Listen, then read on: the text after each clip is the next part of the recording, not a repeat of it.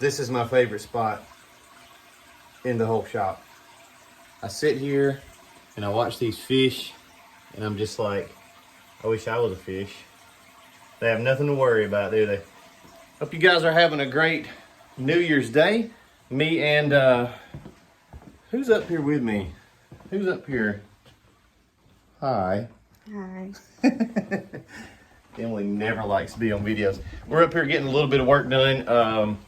We've been coming up here basically every single day doing just an hour or two's worth of stuff, trying not to let it get piled up on us, right? Yep. It is piling up. We are going to have a super busy next week. If you've placed an order on the website, guys, we'll have that stuff out to you.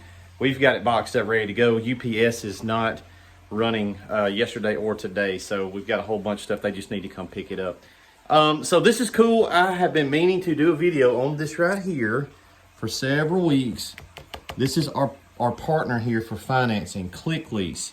We've got a couple people that we use to help you guys get financing if you're looking into getting equipment and you don't have all the money to just buy it outright. Now listen, I'm a huge Dave Ramsey fan. You guys know that. So typically I would say don't go into debt to buy equipment, but the fact is that you can make your money back in probably a month, 2 months. Down in the comments, some of you guys, some of my guys, customers, let them know in the comments if you can pay that stuff off pretty quickly. So going into debt's never a great idea, but when it's something that's going to turn around and make you money hand over fist, consider it. So ClickLease, we'll zoom in so you can see what to do. If you want to get approval through these guys, that's all you got to do. Text Southeast to 52232. It's not a hard credit pull. They'll give you, I think they give you 3 options, right? On ClickLease. Don't they get back to you and give you, maybe Jonathan's the one that knows these things. Jonathan knows this, but I believe they give you 3 different options, so you're really leasing your equipment.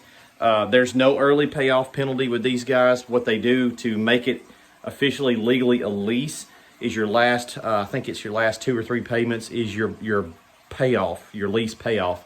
Otherwise, it doesn't qualify to be a lease. Now, there's some good reasons to lease your equipment because you can tax, is it section 179 on the tax code, lets you write off all that money that you paid as a lease. So when you're looking at equipment for your business, leasing is not a bad option.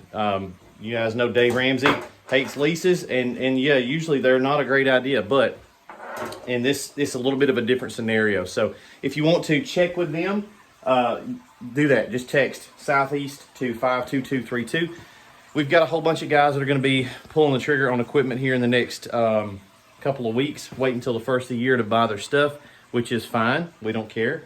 We'll be glad to do it. Doesn't really matter to us when you pull the trigger, but we're interviewing a guy. So the reason I'm up here at the shop today on New Year's Day is I've got an old colleague from the working days at the local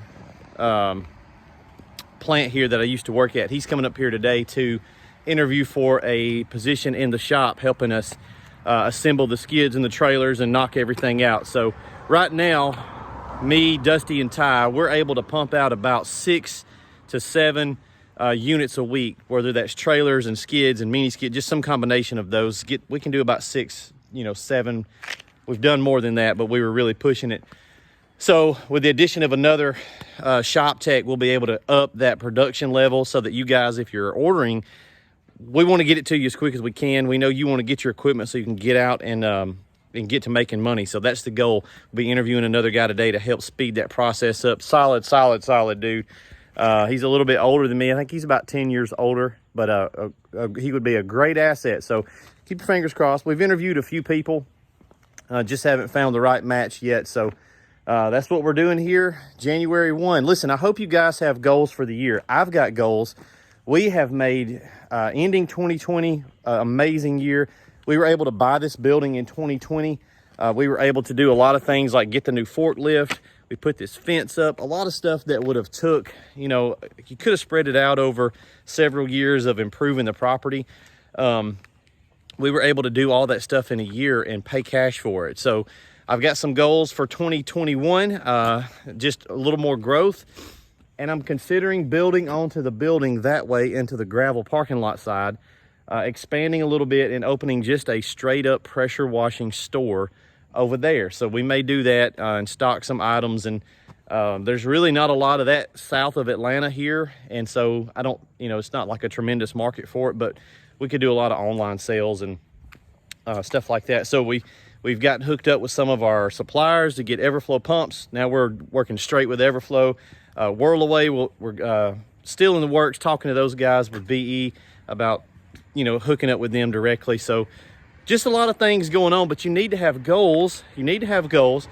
New Year's resolutions. Most people don't stick to them, but it's still a good idea to have one, because you may mess around and stick to one. You may mess around and pull it off. So if you don't, failing to plan is planning to fail. So plan. I hope you guys have goals for the year and you can hit them, man. If you've got a certain number in your head that you want to go out and wash and you want to hit that number, you can absolutely do that. I've blown my mind several times about numbers that I hit, or I set a number and then I exceeded it in wash revenue. So it's very doable, but you need to have goals. And here's one thing I'm gonna tell you. You need to have this goal, okay? Get reviews. That needs to be one of your goals. If you've been in business any amount of time and you're not getting reviews from your customers, you're leaving a lot on the table. You need to be stressing your customers to give you reviews. Let me show you what I do every Friday.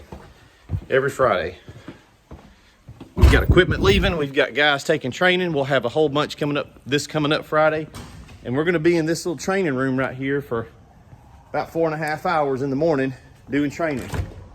We'll be in here, and these guys are buying equipment and getting training.